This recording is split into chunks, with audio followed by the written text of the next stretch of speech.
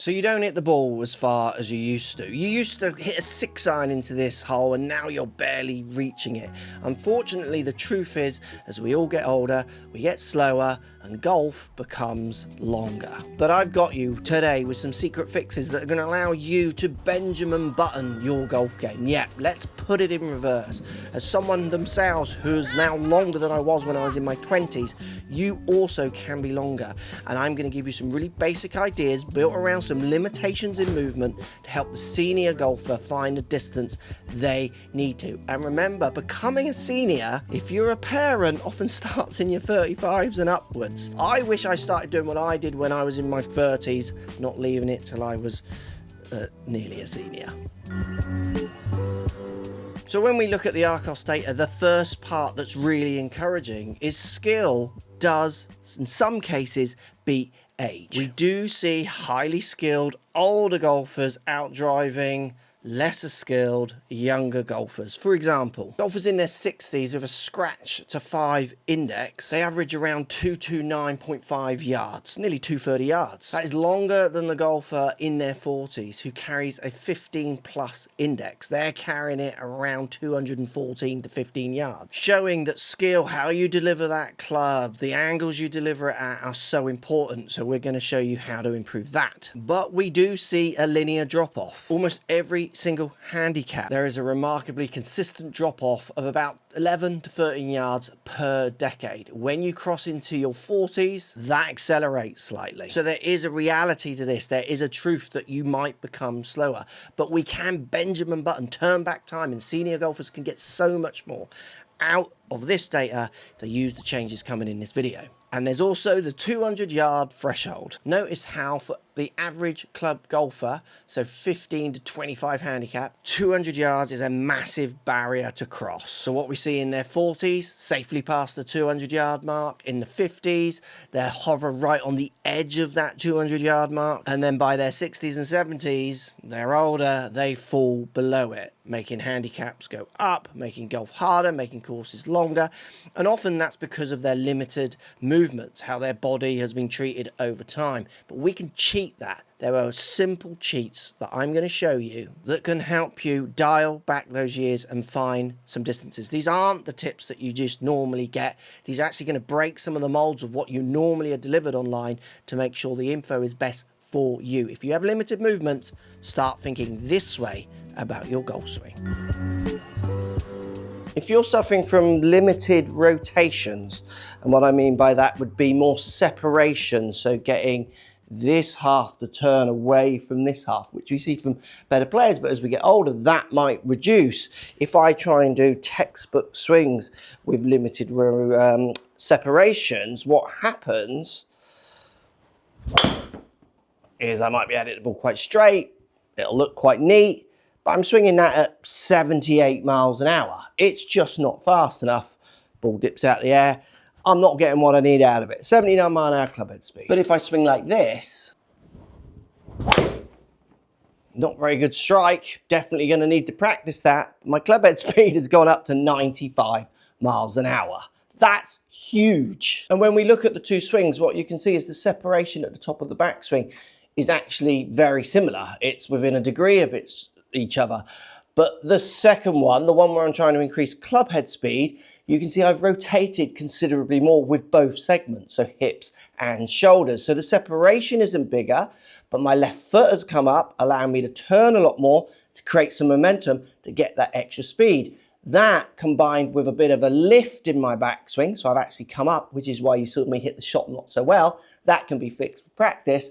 I'm able to get my hands higher and generate loads more clubhead speed. Technically not right, but technically correct if you want to improve distance. And the key to make this work is this lead foot, this left foot. You just got to let it go. Let hips and shoulders both rotate. Let them rotate a lot, while at the same time, don't be afraid to sway off the ball and stand up. You can see in the other swing, I had 3.5 inches of sway in there, so considerably more movement off the ball. I'm creating shifts because I haven't got rotational power. I'm creating lifts and drops, because I haven't got rotational power, I'm replacing them with other movements. It doesn't matter what movements you put in, as long as you're creating them to generate the right kind of movements, which in this case is speed. Let left foot come right up, knee come across. Don't be afraid to really stretch up away from the ball. Just remember to turn hips and shoulders both quite a lot, because obviously if you don't, you're just going to get stuck because you haven't got your separation. Then drop back down on the ball. There you go. Better strike instantly on the second one. And I'm swinging that at 92 miles an hour. Clubhead speed goes up because my swing is tailored around me, my limitations, rather than the perfect online swing. So what if I'm struggling with bend and extension? This is a really common move we see with great golfers. But it's harder on the body, so I start bent forwards, I make a backswing, I've actually extended up. I then come down into my downswing, I've bent down a bit more, and then I'm extending up and through, which is why you see those follow throughs, which are really athletic and out here. As you age, as you become a senior golfer, that's going to be really hard to do. So rather than try and do that and create next to no speed, so where I stay in my bends and try to make the best I can, swinging that down at 66 miles an hour, I could put more into that. I reckon I could get that up to 80 at the fastest. I'll be thinking about doing this. So similar to the first move, I would be releasing lead foot, letting that come up. I would be using rotations while staying in my bend.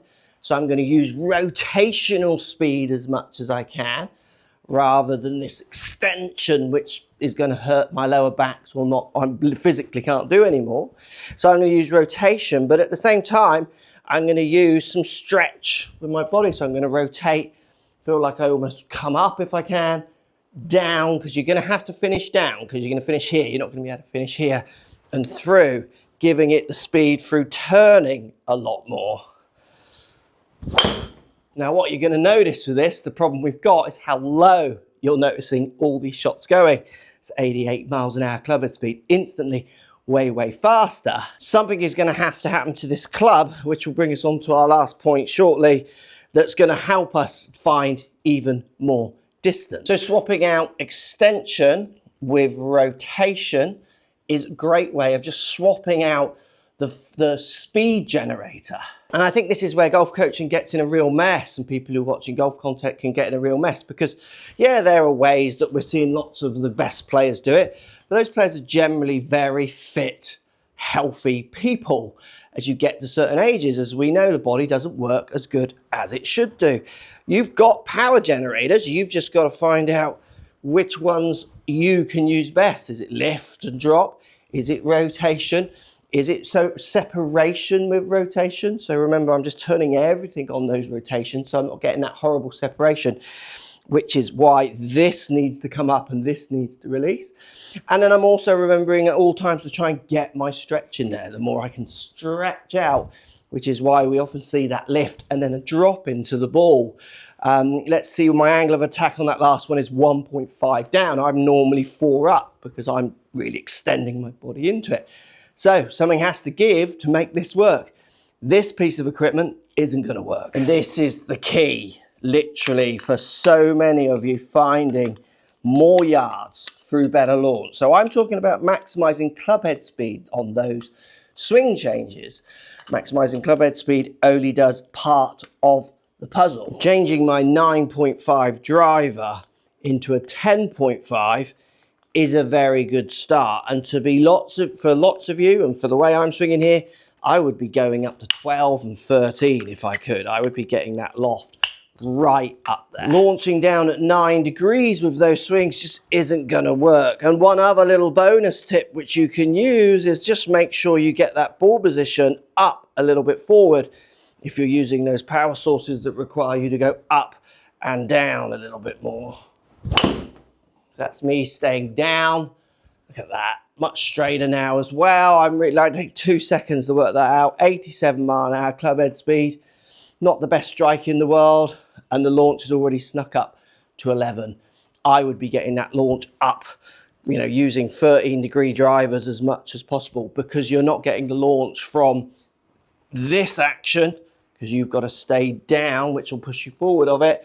So you need this to give you a launch, which is why you're going to see world-class players with 7-degree angles and slower golfers needing often more loft. It's built around their movements. You can hit it further and you can still keep your straightness. They don't have to go like they're not connected. They can be the same thing. You just got to make sure you're using your power sources if you want to get the most out of your driver. And if you want to find out how far your 7-iron should go, check this video out.